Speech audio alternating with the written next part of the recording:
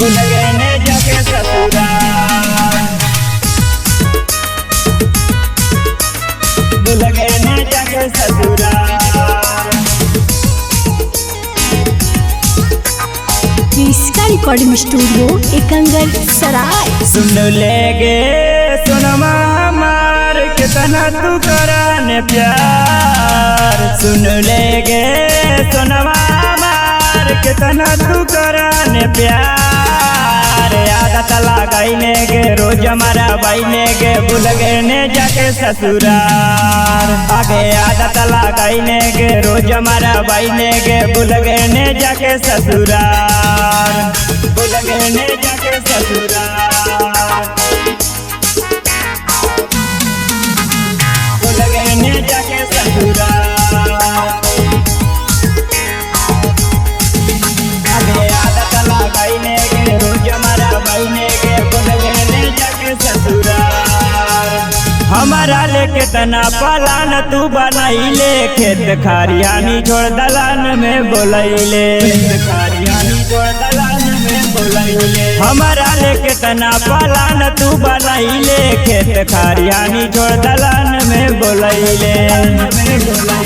रातों भर तुरवा मेरा के कराने खूब प्यार। आदत लगाइने के रोज मरा बहने के भूल गए ने जाके ससुराल, आदत लगाइने के रोज मरा बहने के भूल गए ने जाके ससुराल, भूल गए ने जाके ससुराल,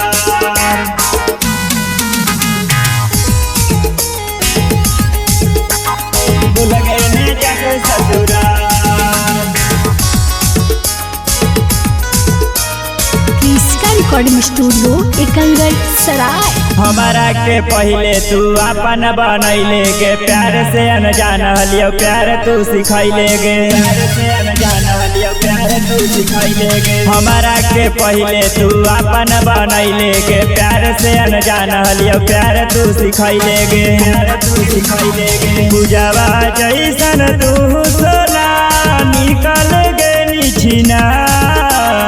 आदत लगाइने के रोज हमारा बहने के भूल गए नी जाके ससुराल, आदत लगाइने के रोज हमारा बहने के भूल गए नी जाके ससुराल।